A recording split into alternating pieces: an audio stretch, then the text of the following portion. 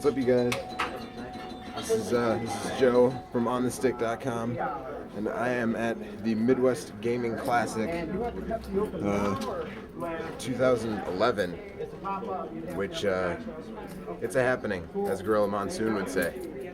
So I just got here. I've got about an hour before Eugene Jarvis speaks.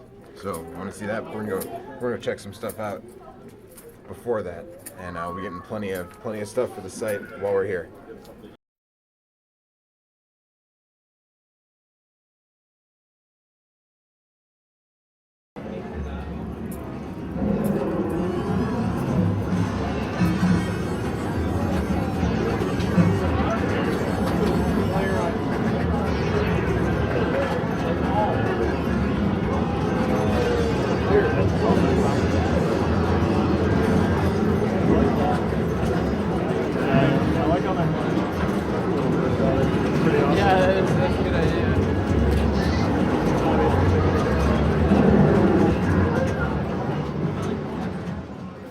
Our first stop is going to be the arcade room.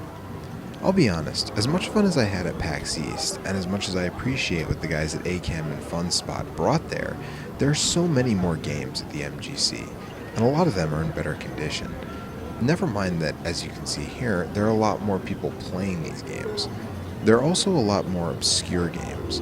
We saw a POW a minute ago, Circus Charlie, stuff like that, and of course, pinball. PAX isn't really a pinball thing, but the MGC is a big deal for the pinball crowd, and here we see pinball from all eras, and cool stuff you don't see around anymore, like WWF Royal Rumble, Dr. Dude, Tales from the Crypt.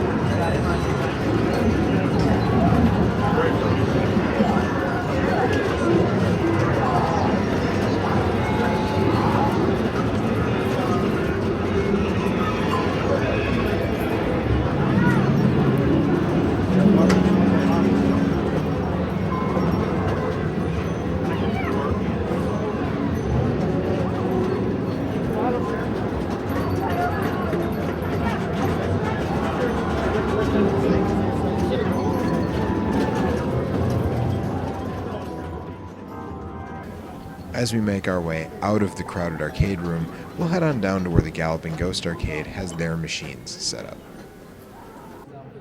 The Galloping Ghost is an arcade bar in the Chicago suburbs. They brought a handful of their games with them, including their own Mortal Kombat homage, Dark Presence. All their games have a little placard on top that tells you the current world record according to Twin Galaxies, as well as the high score for their arcade. Today's been a very good day.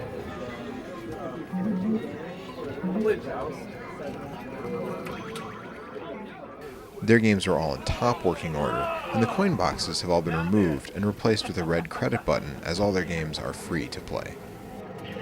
Woo!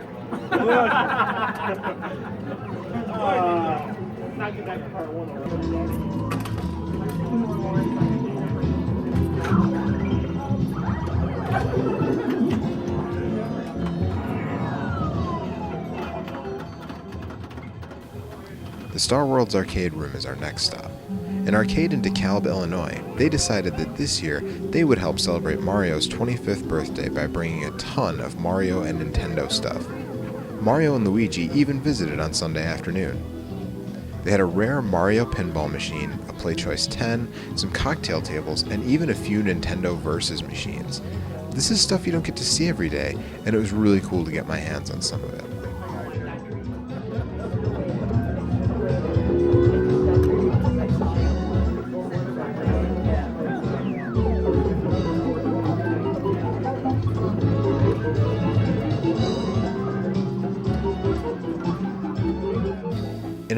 of Dave & Buster's, it's really great to see people keeping alive classic arcade games.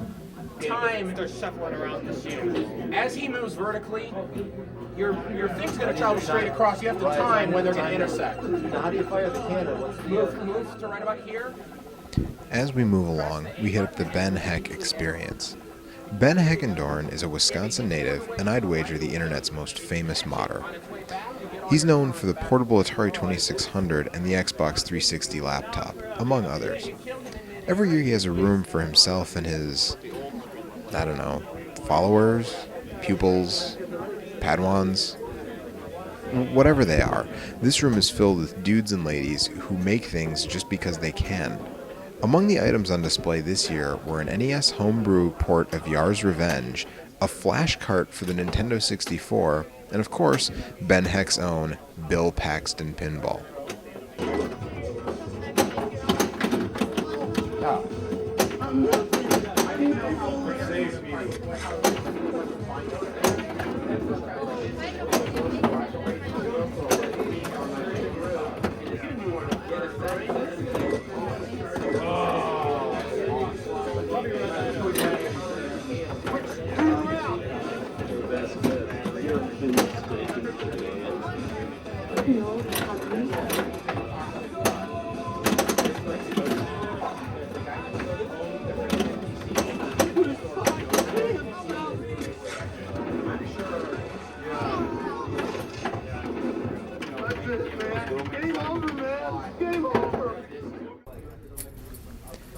Now the museum. The museum is literally a collection of rooms set aside to show the history of our hobby. Each room has a theme, and this room is mostly old PCs and microcomputers. You see a lot of stuff here that's pretty uncommon. In fact, I'm pretty into game history. There's a lot of stuff that even I don't know what it is here.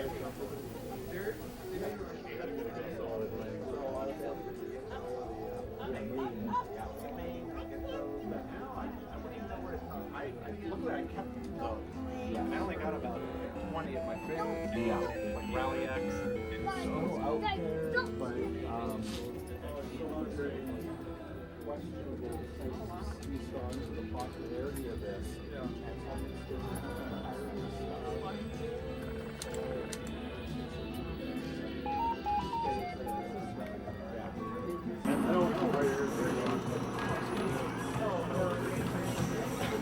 I do know what this is, though. This is the Apple Pippin.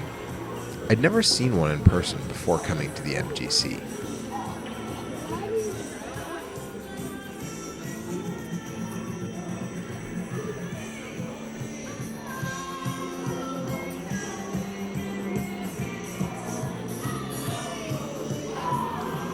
And these are several iMacs networked together playing Quake. This can only be for kitsch value. Quake on the iMac. The saddest thing I saw here was a Saturn with Saturn Bomberman all set up for a full-on 10-player game with no one playing it.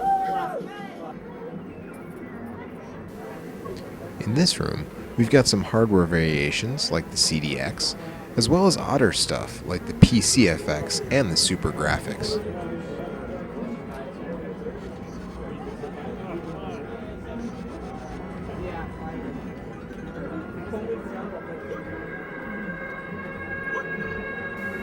And this guy, rocking some Steel Battalion.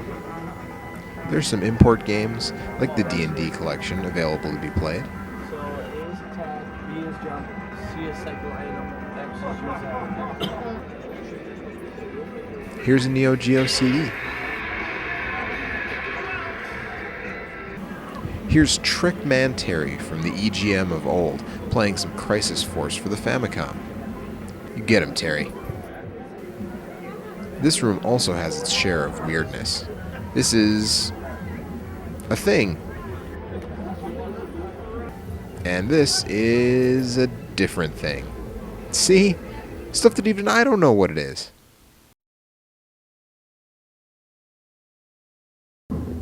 Our last stop is the vendor room. Most years, I spend a pretty obscene amount of money here, and most of it goes to this guy. Mad Gear is a purveyor of retro import games. He's got all types of games, from the Super Famicom stuff we see here, Saturn, Dreamcast, to PC Engine games.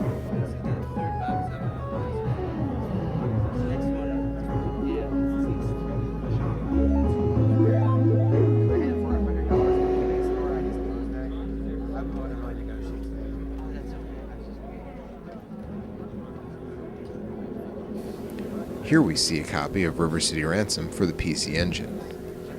The guy who runs the place is really nice, and if you buy a lot, he'll definitely cut you a deal.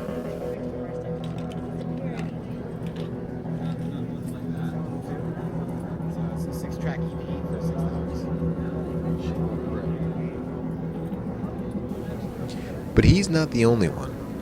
This room is filled with people selling nearly anything you would want to get your hands on as a retro gamer, including t-shirts and swag.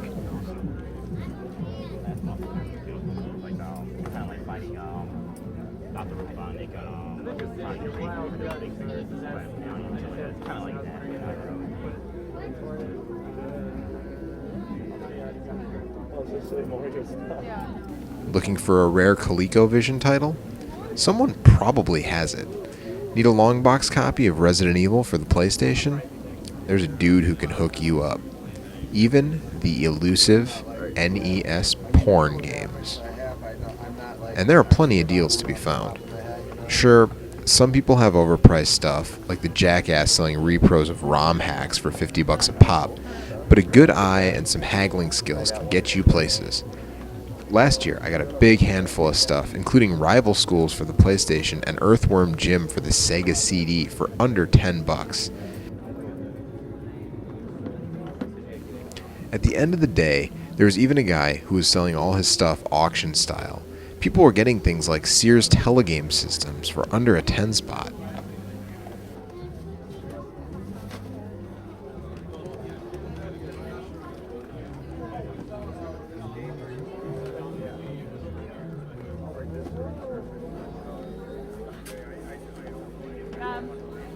Well, that's it.